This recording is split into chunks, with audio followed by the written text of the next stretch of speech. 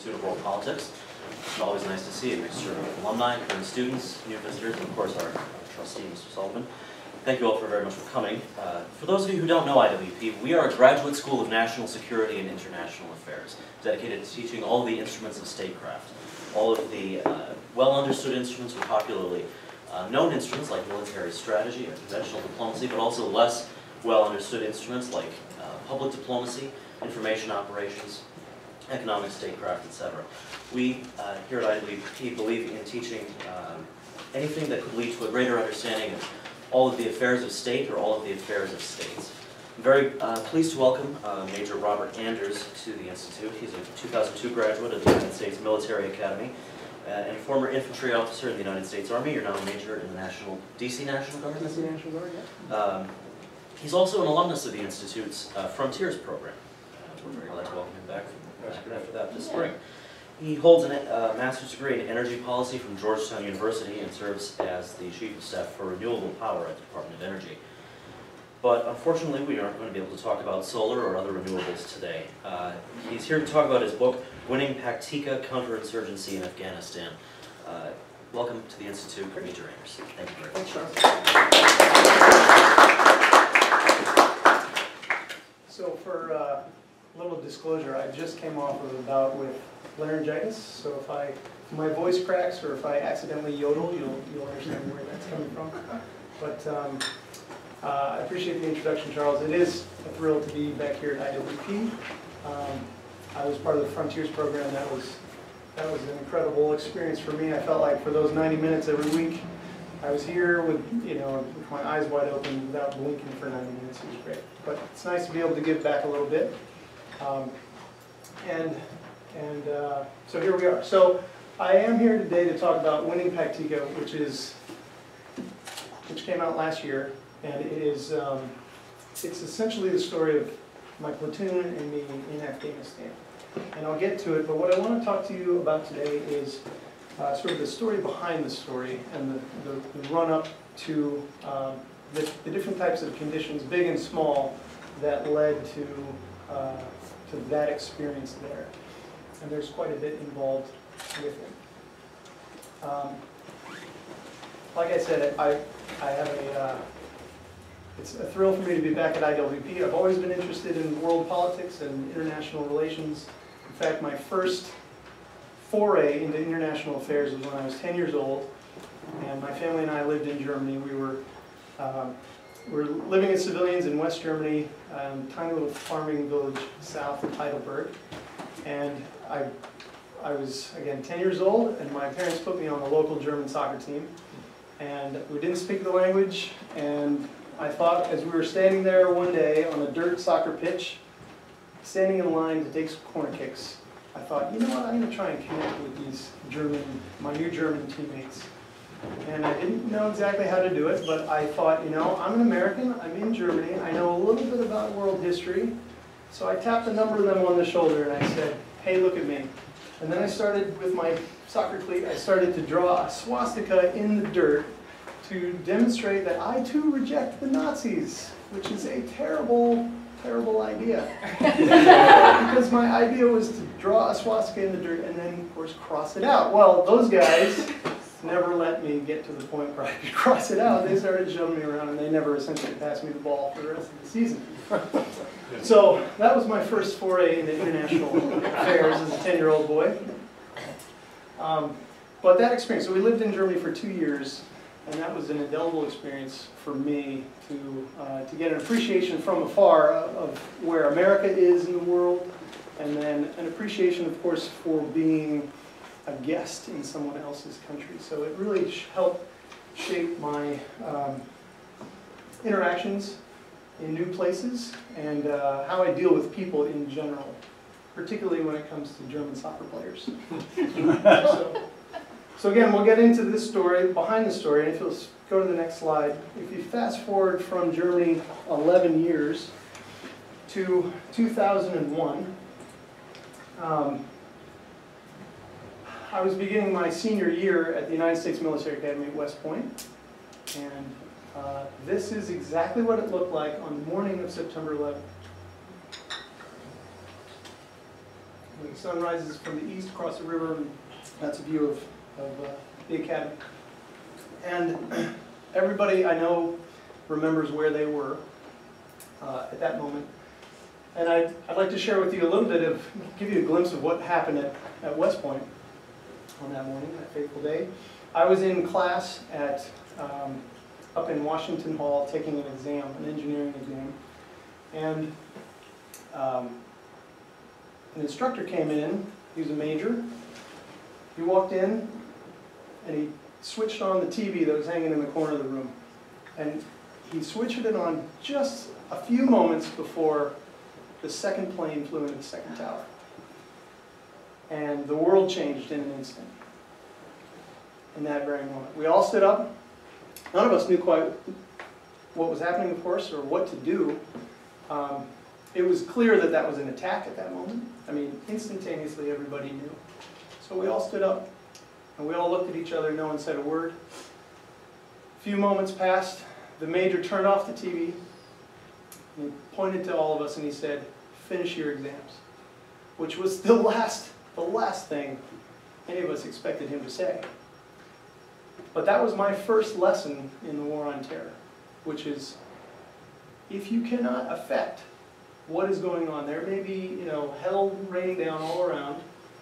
If you cannot affect exactly, make a direct impact, you need to stick with what you're doing. And so the parallel and the forward operating bases downrange in Iraq and Afghanistan is, if the firefight is going on outside the wire and you're not making a direct contribution, you're making things worse if you're spinning around and getting distracted from your mission. So our mission for that day and for those weeks and months was to continue our mission, to continue our academic studies.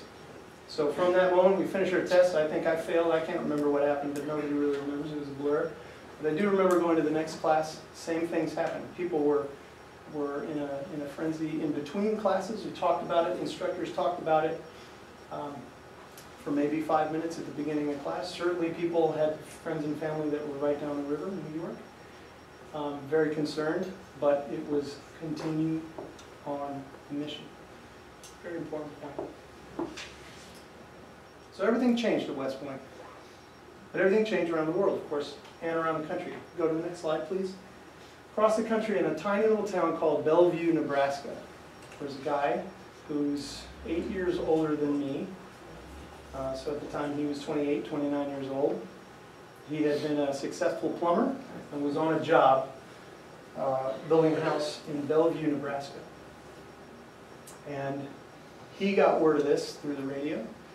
He took a break from his job, went down to listen to the radio, corroborated it with the news on TV, and by the afternoon of September 11, 2001, this 28, 29-year-old private in the United States Army. His name was Mikey Barrett. And it was one of my favorite stories. But this was happening in Nebraska just as it was happening all around the country. And there was this galvanizing effect. And we all remember that. How it moved America and we became all Americans that day, for sure, if we weren't before. Next slide. So going back to West Point. So that moment changed the paradigm in my experience at the academy. So for the first 3 years of my experience there, all our military advisors were saying, hey, when you get out there, when you become commissioned and you become an officer, you want to get some real world experience. You want to look at going to be posted in places like Korea or get assigned to a unit that's headed to the Balkans. Because those were the hot flashpoints at the time. And so that's kind of our mindset and our sort of case study examples and the projects we worked on were in that vein of the Balkans conflict. And then everything changed. And so the last year at the academy for me was just completely different. It was again, it galvanized our class. Our class set a record for the number of cadets who chose to go infantry. I think at the time the average was something like 130 cadets chose to go infantry out of a class of 950 or so. Our class had, I think, 213, and I was one of them. The sentiment was profound, that we were in a unusual position among our peers and our countrymen to do something about September 11th. And it was a position that we valued, and we craved the opportunity to exact revenge on our nation's enemies. And so we also wanted to exact revenge on Navy, because they had beat us in football the year prior.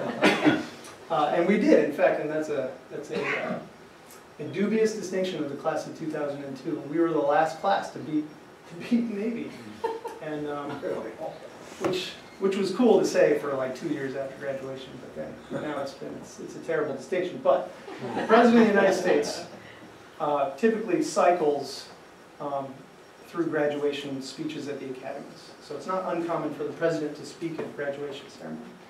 And the cycle was such that Navy was supposed to get the President Bush to speak at their graduation. But because of September 11th, and because of where we were in the world, it took on an added importance, and the President decided to speak at West Point for our graduation as opposed to Navy, which was an awesome decision. But it was very serious occasion. We were thrilled to be done with the academy, more thrilled to be sort of unleashed towards our common enemy. And again, at this point, we didn't quite know exactly where, how, or when all this would unfold, but it did at this moment upon graduation. The President came, he spoke, and it was his going to war speech, and this was June of 2002.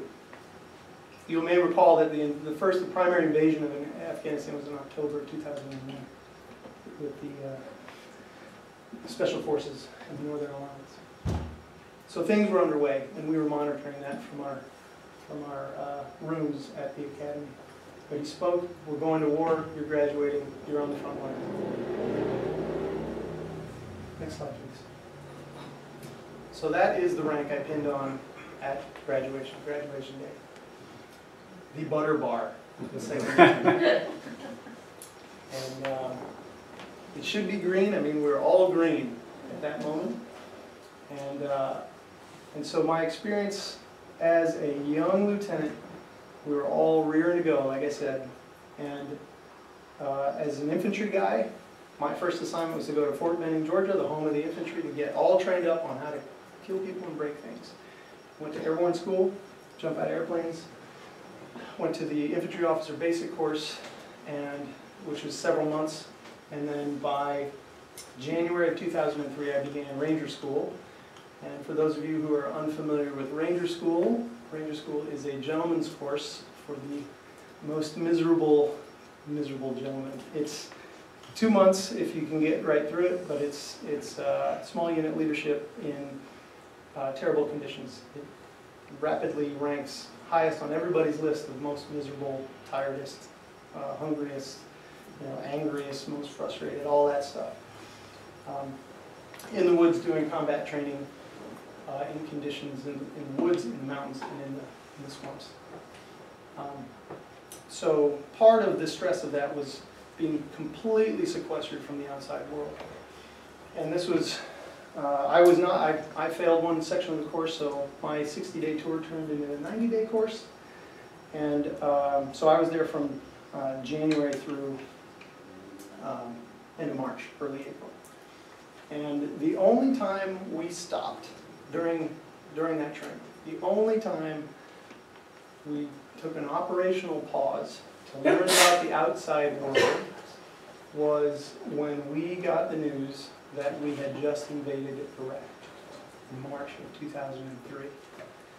And this was, I didn't quite expect the reaction from all the Ranger School candidates. The reaction was don't get me wrong, we were all motivated to get out of Ranger School, to survive, get the Ranger tab, graduate, and get out. One, because it was the most miserable place any of us had ever been. And then two, we wanted to get after it. But the news that the war had already begun was almost devastating to us because we were not there. We're not quite there yet. And our only point of reference when it came to war in our recent memory, our collective recent memory, was the first Gulf War, which was 100 hours. So our response was, we better hurry up and get out of Ranger School before we miss the war, which is a little bit, I throw that out there because none of us had any inkling that we would embark on one of the longest wars in American history, and we were trying not to miss it. So, got out of Ranger School, survived, successfully earned the Ranger tab, hungry to get out to my first assignment, and this was total luck of the draw. I was assigned to, next slide please, assigned to a unit in Hawaii. It's called the 2nd Battalion of the 27th Infantry Regiment, known as the Wolfhounds. And again, this is total luck of the draw. I landed in this unit, there was an open platoon, I became the platoon leader right away, which is not necessarily all that common. Sometimes lieutenants get cycled around and have to wait for an open platoon, but I was fortunate to land in Hawaii, get set up, and go right and take over my platoon. And a couple weeks later, I got a new company commander, and we got a brand new battalion commander. And so we were coalescing the team, and we knew that deployment was on the horizon for the following, so this was May of 2003. We had been slotted to deploy to Afghanistan in March of 2004. So we embarked on 10 months of intense training. But before I get into that, I'd like to give you a sense of what this unit is, because it's a very special unit. And it is, the quick history of the unit is, it began in 1901 and served with incredible distinction throughout the 20th century, earning more medals of honor, 14 medals of honor to this regiment, which is more than any other single regiment in the United States Army. So incredible legacy of valor in this unit. And then also, one of the defining anecdotes about this unit is in post-World War II Japan, during the occupation, one of the E5s went over to a local orphanage at Christmas time and gave gifts to the children at the Holy Family Home orphanage in Osaka, Japan, and immediately established a relationship, which was such a surprise to the Japanese, such a surprise to the children, but they loved Sergeant Hugh O'Reilly. And he built that relationship, and other soldiers at the time saw that relationship, and they jumped on board, and they started bringing gifts, and the children loved them. And this relationship has endured for 65 years now, of a constant exchange between the Wolfhounds in Hawaii and the Holy Family Home orphanage in Osaka, Japan. And so the motto of the battalion is, you can see it's nec aspera torrent, which is Latin essentially for no fear on earth. But the mantra essentially for the unit is ruthless in battle and compassionate in peace, which is an important dichotomy in sort of ingrained in the institutional values of this regiment. So that's where I ended up. Just happenstance. All this is just happenstance. It feels like, it felt like, but very momentous. So I was keeping some notes along the way. Next slide, please. So we did 10 months of intense training on how to kill people and break things, explicitly. Small teams of people, 4 and 5 group fire teams, getting expert on how to move and communicate and do that really well. Growing that to squads, how squads can move and communicate and kill people and break things very well, very efficiently. We did that. We trained in, we went to Japan. We trained on the Big Island in Hawaii. We also went to Australia and trained there. Very intense training. All light infantry training. So this is all boots and backs. We didn't have any vehicles. We didn't have any heavy weapons. It was ironically, you know, we were training in the jungle environment. You know, we were well prepped to go to Vietnam. We felt like not the high mountain deserts of Afghanistan. But we did all this intense training. Again, the feeling was we are going to exact revenge on the terrorists who caused September 11th. We're going to go get them. And we were good at our craft. And 3 days before we deployed, 3 days before we left Hawaii, our battalion commander, who's new, he's 10 months in, battalion commander stood up in front of a podium in front of 800 infantrymen with the families around the parade ground, and he says, we can win this war without killing a single person. And that was such a radical thing to say. Absolutely just off the charts radical at that time. And it was so radical, it rang a bell, and that bell rang so hard it just lodged in the back of my head. And I remember my soldiers looking at me going, what did he just say? Are we forgetting that? Because he had never sort of talked about it. We hadn't trained on anything like this concept.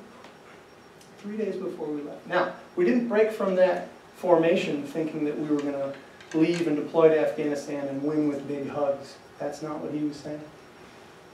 And Colonel Walter Piatt, who's lieutenant colonel at the time, very, very cerebral colonel, very well-read, knew that counterinsurgency was not a new thing by any stretch of the imagination, but certainly a far cry from our previous points of military reference, Powell Doctrine in the First Gulf War.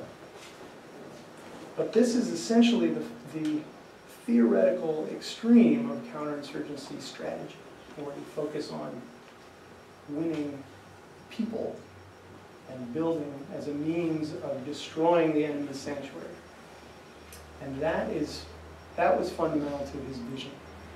And so he said this, rang a bell, we deployed, and we got to Afghanistan.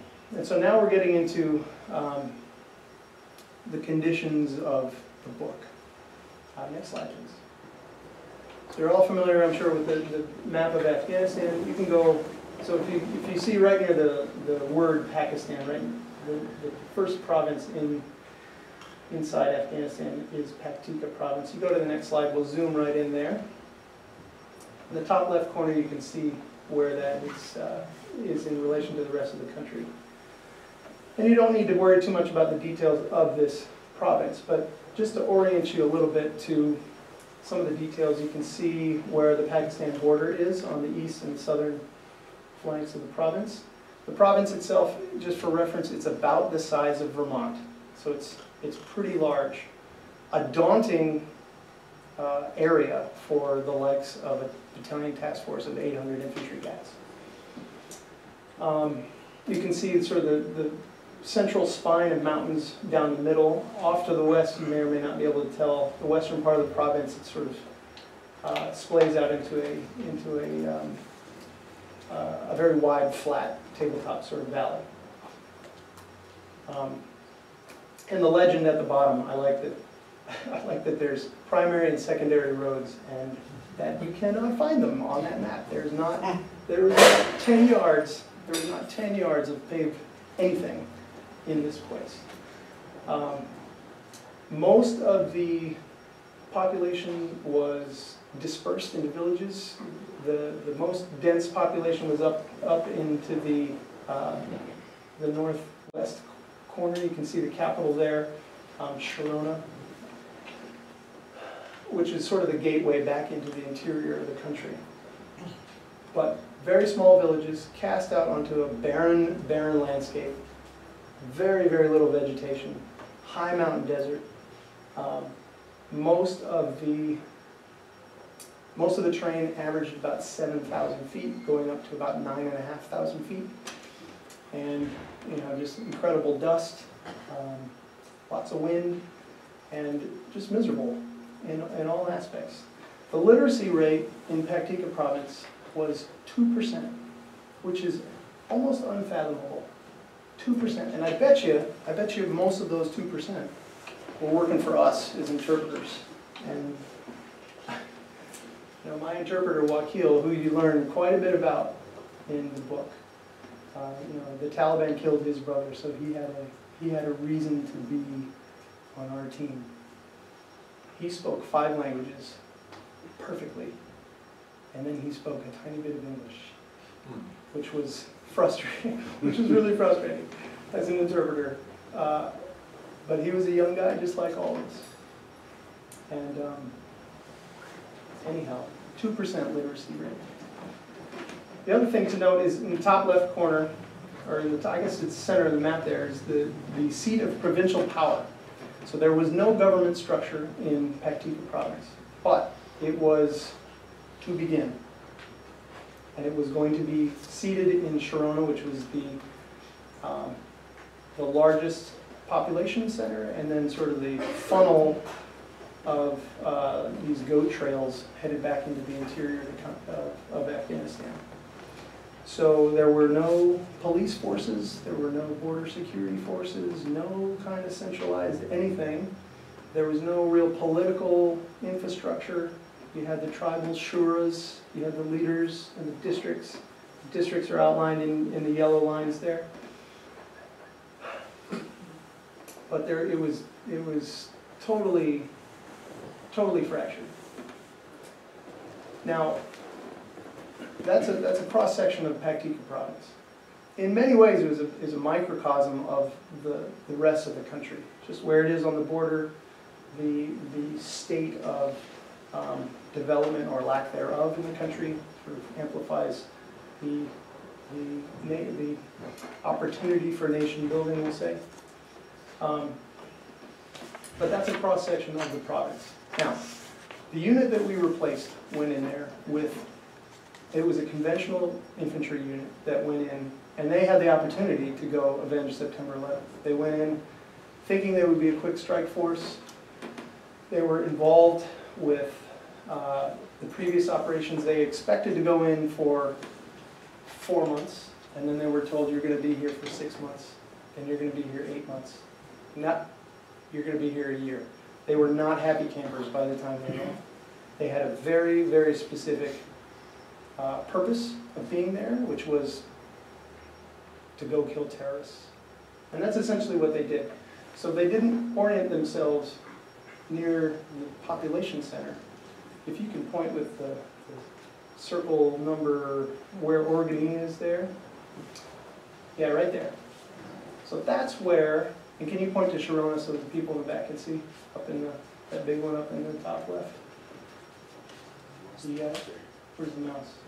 Everything gets lost in Afghanistan. So, yeah, so that's Sharona. If you go down and show where Organy is. There you go. That's Organy. That's the seat of operational power. That's where the unit prior to us set up their foothold. And it was just, they put it there because it was closer to the border, essentially, which is where they were hunting and killing. And that's where we set up shop. But you see there's about a 35, 40-mile separation across very dangerous mountains between the center of political power and our operational power. So Colonel Piatt dispatched Bravo Company, and including my platoon, to co-locate a foothold in Sharona, right next to where the new governor was setting up his apparatus. And so, because of that, because of geography, I essentially became a primary liaison between our senior commanders and the pinnacle of provincial power in Paktika province, the governor, his generals of the police and border security forces. So that was a fascinating front row seat, the likes of which very few people had, I felt like. Certainly none of my peers around who were dispatched around the rest of the province didn't have that kind of front row seat exposure or opportunity to develop personal relationships with the key individuals that were going to make or break this attempt to build Paktika. So that was exhilarating. Not to mention all the responsibilities incumbent on a platoon leader. I still was in charge of convoy operations and regular, you know, the whole slew of and complexity of foot patrols and regular combat operations. So those were the two conditions that led to the book. The third was that I generally like to write. I've always kind of kept notes here and there. And I never thought I would write a book. I didn't think anything of this. I thought with all the lead up to this experience, certainly it was momentous on the world history scale, so might as well keep a few notes. And I thought it would be interesting for my grandkids, you know, for posterity. When they ask, you know, when I'm older and they ask, hey, what happened in the war? I won't have to sit and talk to them. I can hand them something and I can go fishing or do something else. So that was the purpose. So I kept a few notes, and it was really, really obvious to me right away that after coming off a patrol, seeing such amazing sights and the disparity and difference between our culture and where we were. I mean, we felt like we had just taken a running leap back in time, 2,000 years. So to write that down and try and describe those feelings and circumstances to somebody that wasn't there, my grandkids, I was essentially describing and distilling those lessons and observations to myself. And I realized really early on that just the function of writing stuff down was helping me digest a lot of the complexities of what we were experiencing right away. And it was helping me learn the lessons faster than I think had I not chose to write them down. So it made me a better operator in real time. And that's what fueled 12 months of writing. So anytime we had any kind of downtime, I just jotted down, you know, some notes. They were very dry, very detailed.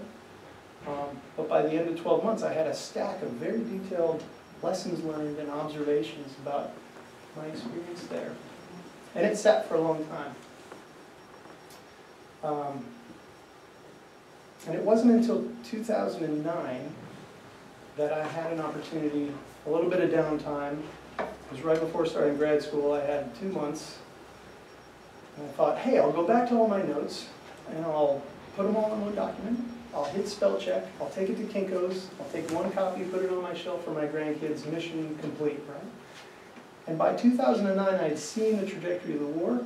I'd seen the formulation and publication of modern counterinsurgency doctrine, which came 2.5 years after this experience.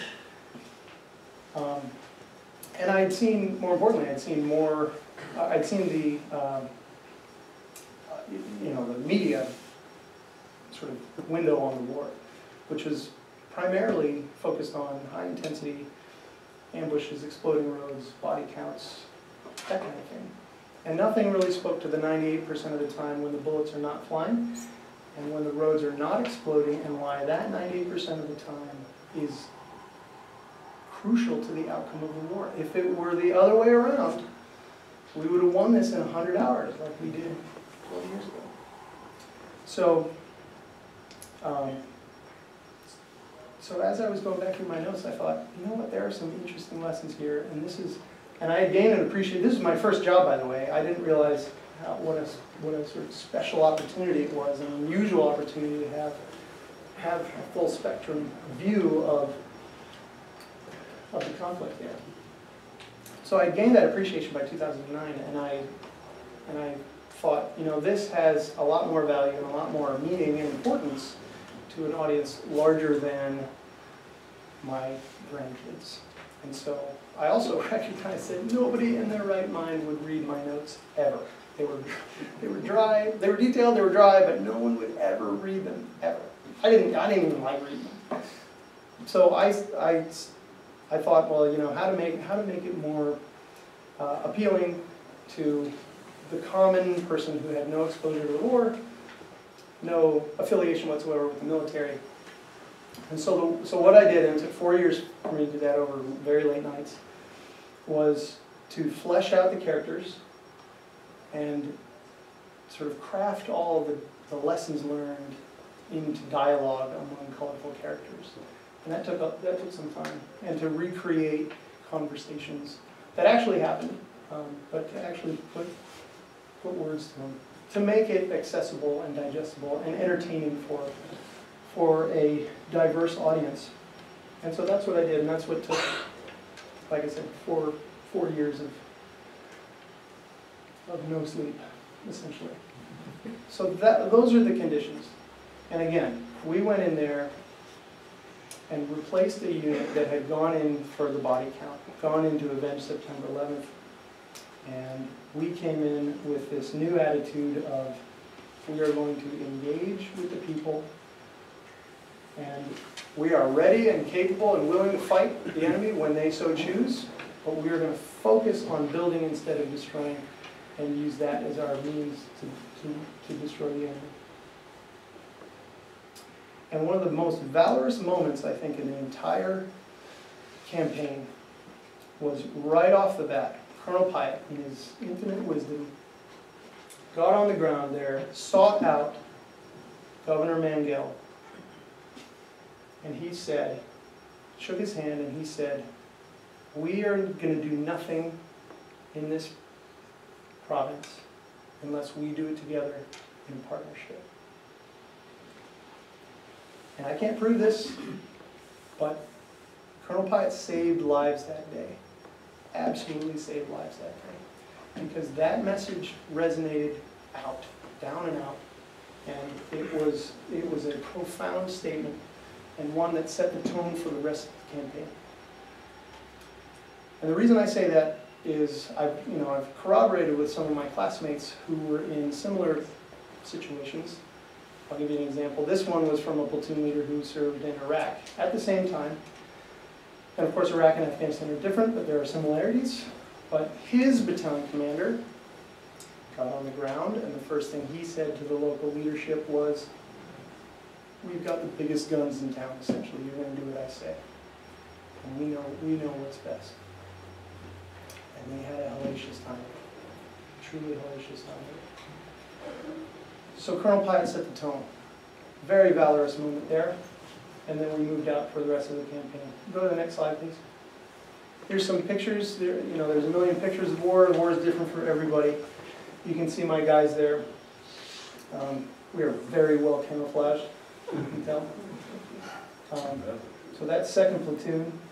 And then the bottom right corner picture is me. We're at a voter registration site. So again, we're focusing on, the backdrop here is the first ever democratic elections in Afghanistan's history. And that election was October of '04. So we got there in March. All summer long, we were getting out the vote. We were going out doing combat patrols to build a political infrastructure. And it wasn't so much about who was going to be elected. This was a national election. It was Karzai versus Karzai, essentially, but it wasn't about that. It was about getting people involved, and it was a choice between essentially democracy or terror. And that was the battleground. And so that picture is way, way, way down south, right on the fringe of the Pakistan border, and we're trying to register the last few voters before October set in. And the results of the election were an incredible, incredible success. I mean, it was like, the optimistic skeptics. I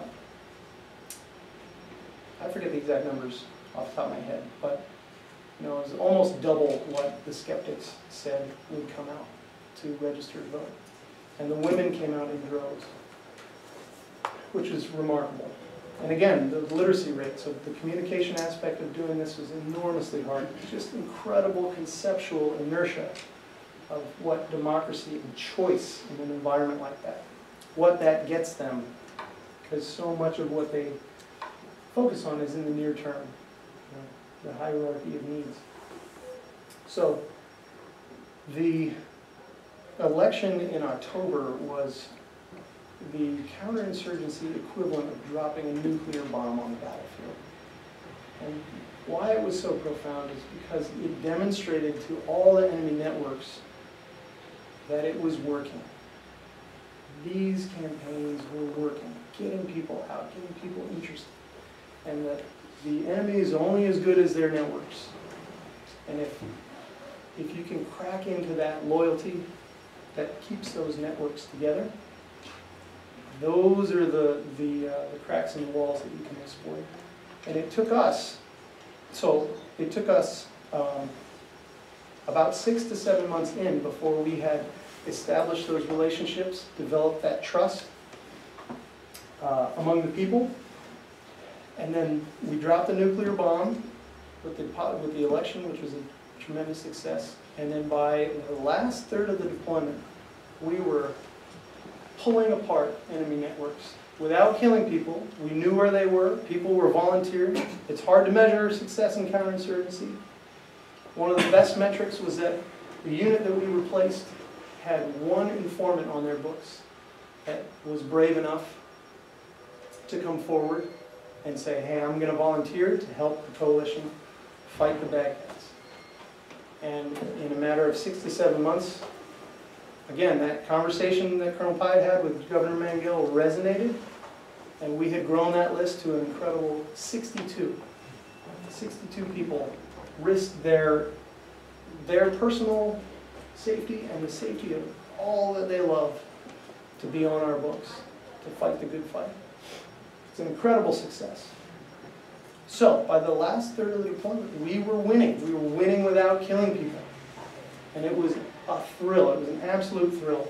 Because all the run-up prior to then, for us, as infantrymen, having done 10 months of training, wanting to go avenge September 11th, wanting to add to the body count, to make it right. And my soldiers kept asking me, when are we going to get ours, sir? When are we going to get ours? And we were taking IEDs, we were taking rocket attacks, and fighting ghosts. But we were focused on the people, and we were winning. So go to the next slide. This is one of my favorite pictures because it's one snapshot. It's hard to see it in the back, but it's a picture from one of our trail trucks. It's hard to see, but that was a surprise to us. We didn't expect to be motorized or mechanized infantry. We were light infantry. We had done boots and backs training in Hawaii. And we got on the ground, and I signed for 4 Humvees, and I was immediately looking for drivers. Does anybody know how to drive a Humvee? Who's got cars? So we had to learn in 3 weeks before they transitioned out. Not to mention heavy weapons, including 50 cals and Mark 19 automatic grenade launchers. We had to get trained on all that stuff that we were not accustomed to. But we packed, 10, 11 soldiers in the back of a cargo Humvee, which is incredibly dangerous. You can see we found some scrap wood in the lumber yard, and we built benches so that guys could face out instead of in. And you can see we're going through, 2,000 years ago through this village and how close people could get. And the challenge was for us to present an invincible demeanor, and at the same time, a smile and a handshake. And the balance of that represents the enormous challenge of counterinsurgency. How do you be the toughest guy on the block and the nicest guy in the room? And it's two dramatically different skill sets, and one that is incredibly difficult to teach. It's incredibly difficult to learn and of course, master.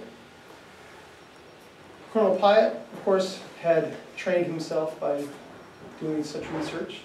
He had built and empowered his chain of command with his simple vision, and he relied on us to carry out his vision, and we were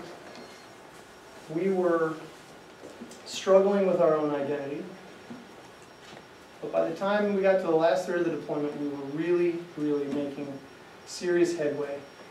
And we saw the fruits of our labor and how we were winning without killing. So that's just a snapshot into the environment there. Next slide, please. So this gets into winning Paktika. That's essentially the story. But what I want to talk about next is what is that, so what? What does that mean? Why is this, what's the value of knowing about these little anecdotes and the trajectory of this successful story? Well, this is a very hopeful story. It's a very positive book.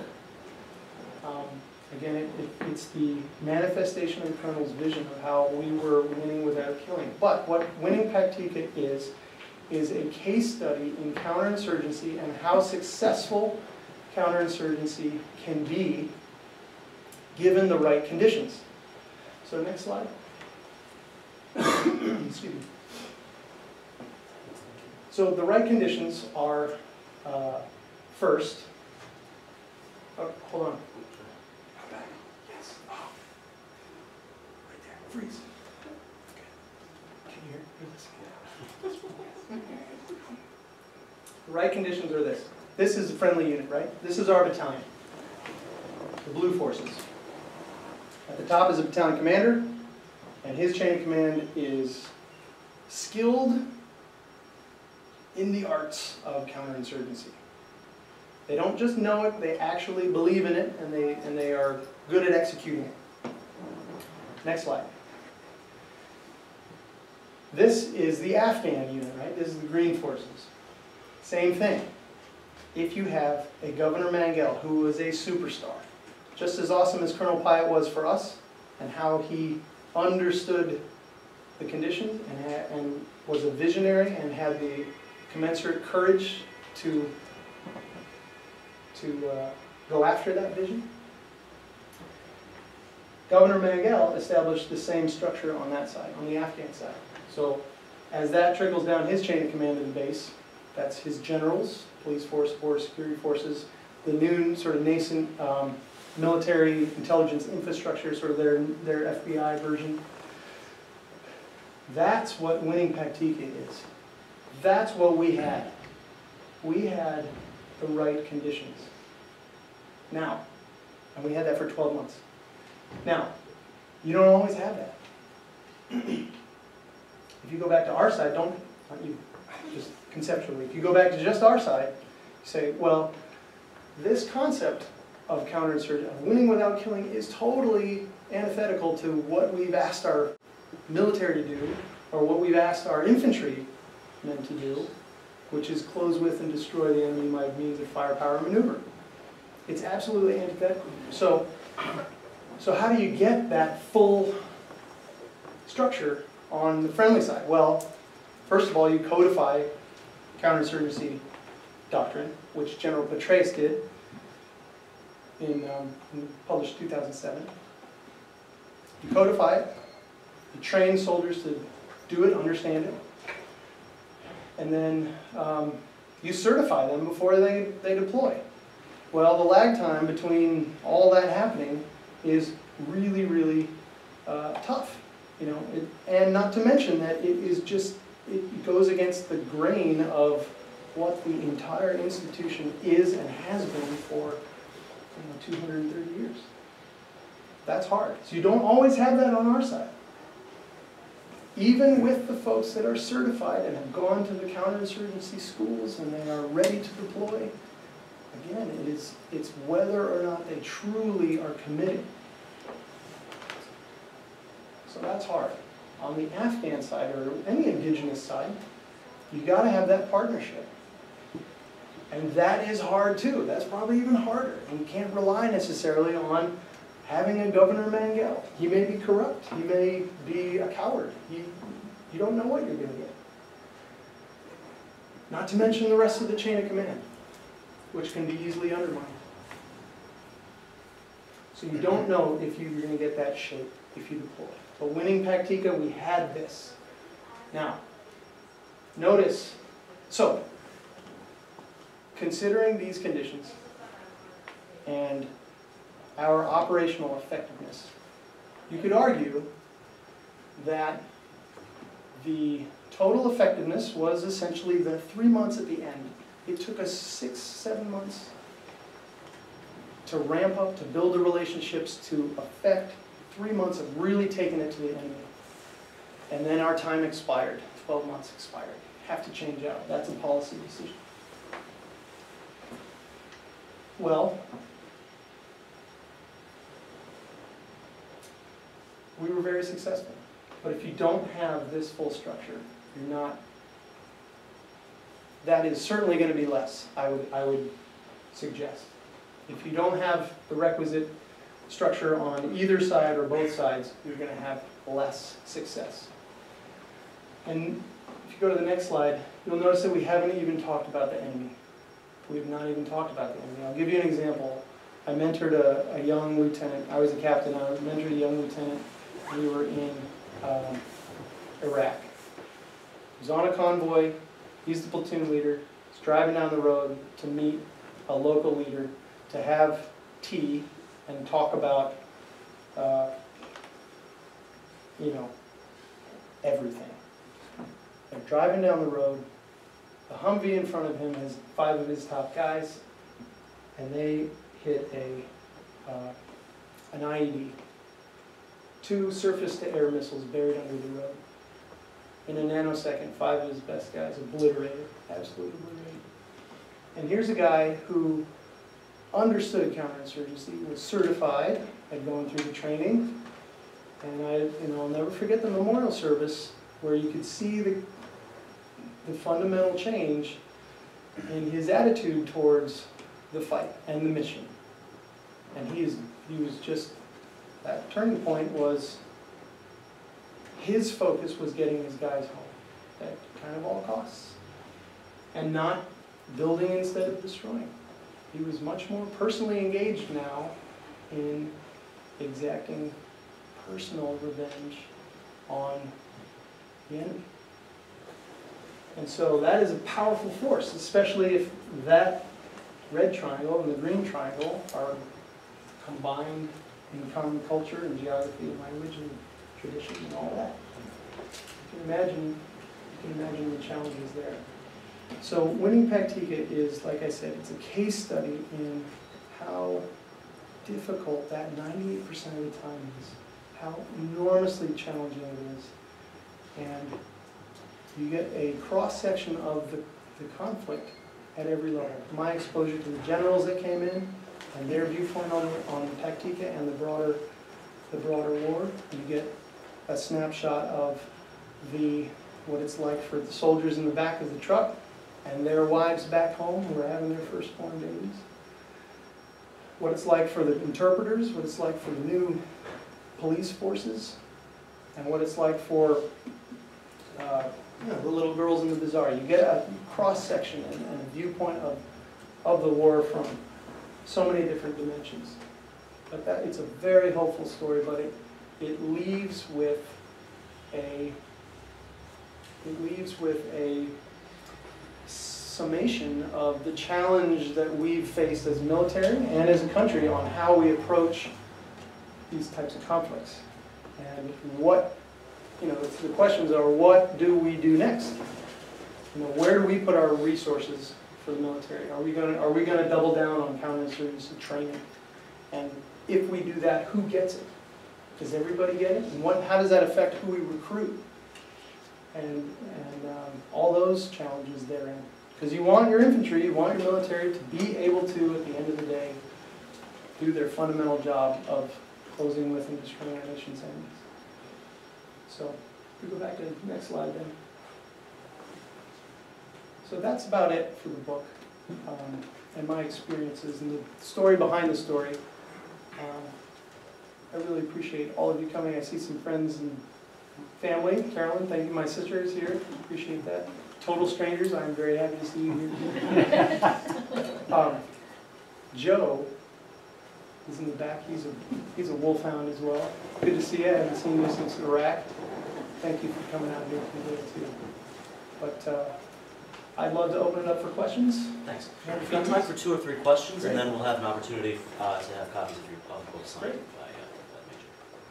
And if I could just add, because our event is being recorded today, we ask that you state your name and affiliation prior to stating your question. Thank you. Sure. Please. Questions? Yes. My name's Josh Snyderman. I'm a friend of Rob's at the Department of Energy. Rob, you talked about how writing your notes actually helped you in your learning process immediately on the field. Was that something that's in the training or should be part of training for leaders like yourself that are going to lead men into battle? And is that a message that is resonating on any level? That's a very good question, and the short answer is no. I've never heard of that. I've never heard anybody bring that up. I've always thought of that as being the way I learn best, and generally I've found in the infantry there's not a whole lot of writers. That may be difficult to train on, but maybe that's why it should be important to train on. But that's a very good observation. For me, it has a lot of value. I think it could have a lot of value for others as well. Good point. Thanks. Yes, sir. I'm wondering if counterinsurgency is going to work, the boots on the ground really have a lot of impact on how that happens. Absolutely. Personal relationships with people in the villages, etc. Mm-hmm.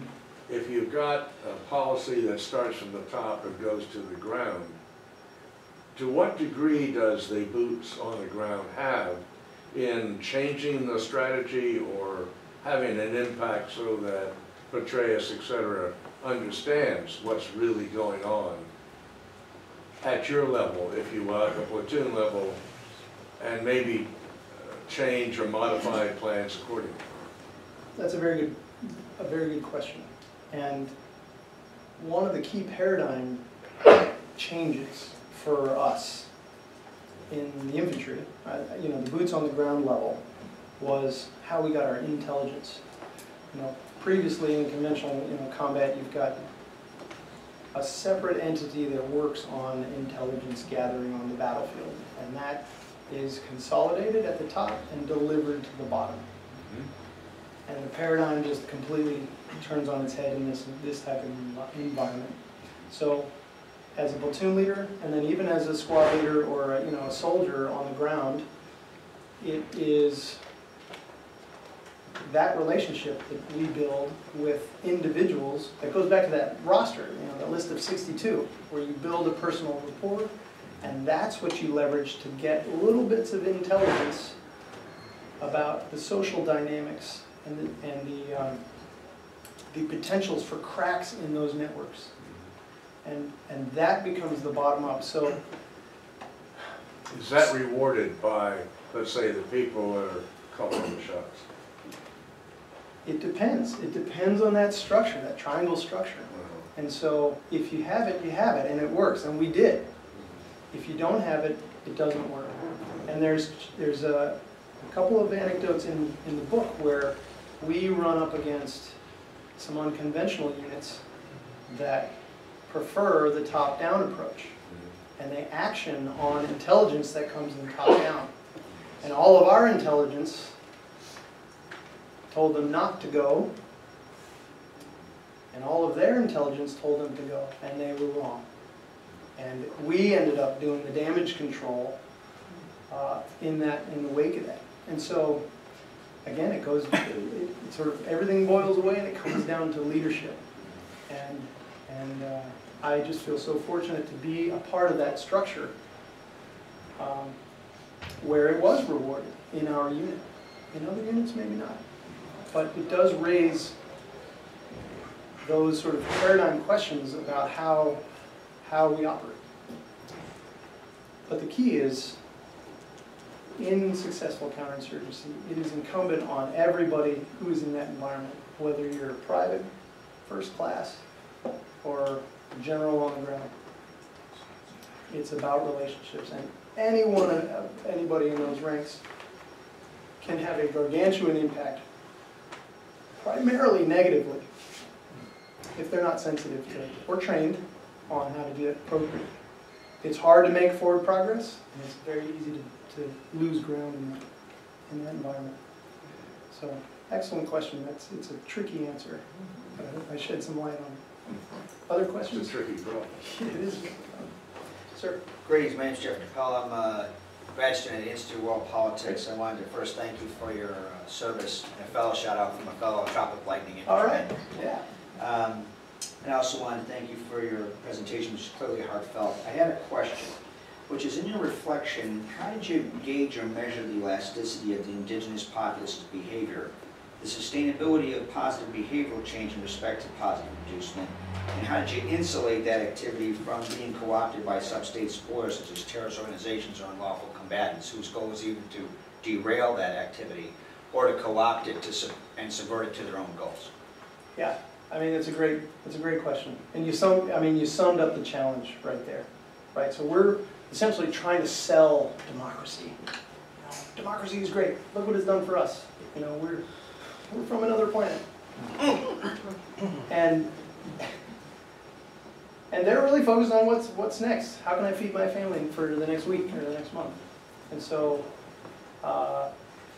they're easily co-opted by the enemy across numerous bridges of culture and tradition and even family ties. A lot of these folks are family members in one way or the next. So it is incredibly difficult to measure. A couple of anecdotes to shed some light on it is one case. My platoon's lead Humvee broke down in the middle of nowhere.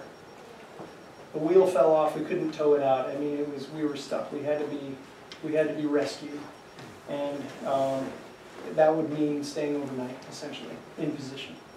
Well, there's a village a couple hundred meters away, and they came out and delivered humanitarian aid to us, which was wonderful. I mean, it wasn't much.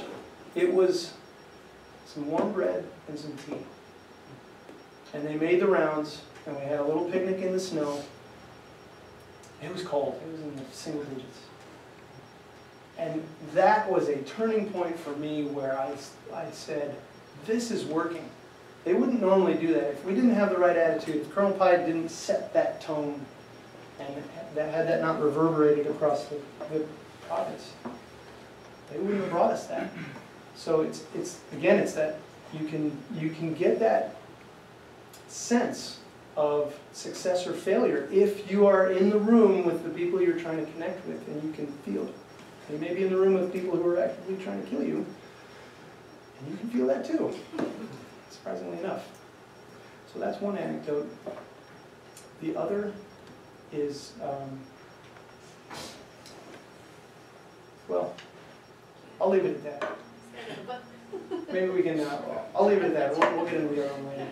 But good question. Very hard to measure, and that's the challenge. And it makes it a hard sell to continue the policy. Because here we are, the longest wars in American history. Other questions? Well, in that case, I think if you're prepared to sign a few copies. I am prepared. Ladies and gentlemen, thank you all very much for coming to our best set.